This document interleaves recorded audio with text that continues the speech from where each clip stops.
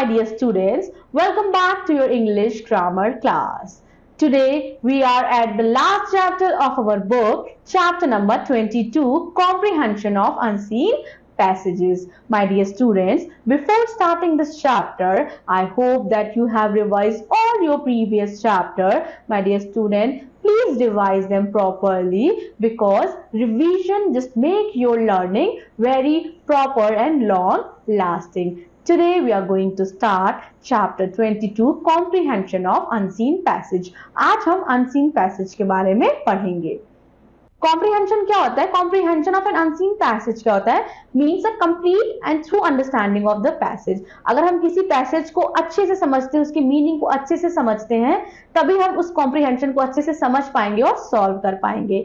The main object of comprehension is to test one ability to grasp the meaning of a given passage properly. ठीक है, comprehension क्यों होता है? Comprehension इसलिए होता है, एक पीस ऑफ राइटिंग, एक पैराग्राफ आपको दिया जाता है ताकि उस पैराग्राफ को आप अच्छे से पढ़ें और फिर आपसे उसी पैराग्राफ से रिलेटेड आपसे क्वेश्चन पूछे जाते हैं और उन्हीं क्वेश्चंस के आंसर आपके पैराग्राफ में छिपे होते हैं जो कि आपको जवाब में देने पड़ते हैं. तो बच्चों, अगर हम पैराग्राफ को अच्छे से पढ़ेंगे तभी हम उनका आंसर जो है वो अच्छे से दे पाएंगे. ठीक है, before attempting to answer the question on a passage, it is very necessary to read the passage again and again so that the general idea of the subject of a passage becomes clear. ठीक है, किसी भी passage को solve करने से पहले हमें उस पैसेज को अगेन एंड अगेन पढ़ना है ताकि वो पैसेज हमसे क्या कहना चाह रहा है, उसका क्या जनरल आइडिया है, वो हम अच्छे से समझ पाए. और अगर एक बार हमें पैसेज क्लियर हो जाता है तो we can solve question and answer easily.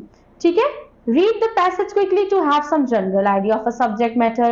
Read the passage again and underline the important points. ठीक है, सबसे पहले हमें पैसेज को क्विकली पढ़ लेना चाहिए, फिर इंपॉर्टेंट पॉइंट को अंडरलाइन करना चाहिए और इसके बाद उसके क्वेश्चंस को पढ़ के उसका आंसर प्रॉपरली हमें देना चाहिए. जो पूछा है हमें बस उसका जवाब देना है. डोंट गिव योर ओपिनियन और comments about anything unless it is not asked to you. So यहाँ कुछ पैसेज के सैंपल है. पहला पैसेज आपको दिया गया है, आपको अच्छे से उसे पढ़ना है, उससे रिलेटेड आपको क्वेश्चन दिया गया है और उस क्वेश्चन का आंसर आपके इसी पैराग्राफ में छिपा है. A good transport system is very essential in the world today. आज के टाइम पे यातायात के साधन, अच्छे यातायात के साधन जो है वो बहुत ही ज्यादा जरूरी है. The world transport means carrying people on goods from place to place.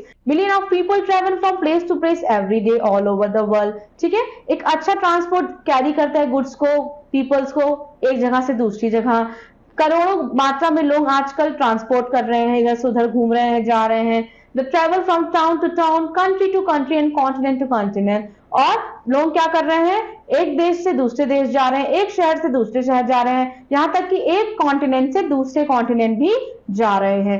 They travel over the land on the water. वो कभी जमीन पे जाते हैं, कभी पानी से जाते हैं, कभी हवाई जहाज से जाते हैं, कभी आसमान से जाएंगे हवाई जहाज से, कभी पानी से जाएंगे जहाज से, वाटर बोट से, और कभी कभी लैंड पे. तो आपको पता है कौन से ट्रांसपोर्ट चलते हैं ना? बाइक है, ट्रेन है, बस है, ये सारे ट्रांसपोर्ट से भी वो जाते हैं. तो ओवरऑल ये पैराग्राफ आपका ट्रांसपोर्ट के बारे में है. हम पहला क्वेश्चन देखेंगे, where do people travel all over the world. तो where do people travel all over the world. अब हम देखेंगे कि पीपल कहाँ ट्रेवल कर रहे हैं all over the world. So my dear students, तो पहला क्वेश्चन हम देखेंगे, where do people travel all over the world. अब हम देखेंगे, यहाँ क्वेश्चन है कि जो लोग हैं वो कहाँ ट्रेवल कर रहे हैं. तो इसका आंसर आपके पैराग्राफ की थर्ड लाइन में ही है. The people are travelling from town to town, country to country and continent to continent. ठीक है, अब सेकंड वाला आपका है, what are the different mediums of transport. Different mediums अभी मैंने आपसे डिस्कस किया. What are the mediums? The mediums are over the land, on the water, through the air, under the ground and even into the space. So these are the mode of transport. Okay my dear students. So इसी तरह से बाकी questions भी आपको solve करने हैं और इन questions के आंसर आपको इस पैसेज में मिलेंगे. अगर आप पैसेज को अच्छे प्रॉपरली से पढ़ेंगे, फोकस देके पढ़ेंगे, तो सारे आंसर जो होते हैं वो पैसेज में ही छिपे होते हैं. नाउ इसी तरह से आपको आपके टेक्स्ट बुक में 2 से 3 पैसेज दिए हैं.